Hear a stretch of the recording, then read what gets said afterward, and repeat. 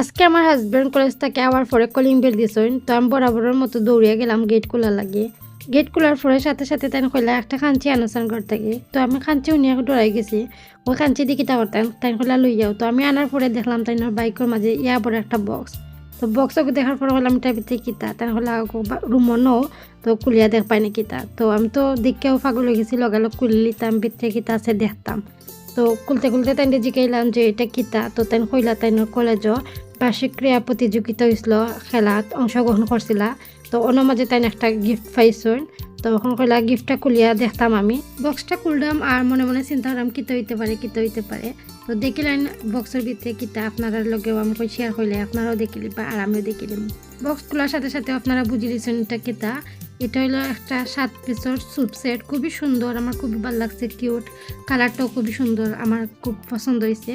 তো তার হলে এটা আমি রাখিতাম আর যদিও এটা আমরা গরুর কাজও লাগবো তো এটা তো তাই কিছু করতে না, এটা আমরাও ব্যবহার করবো।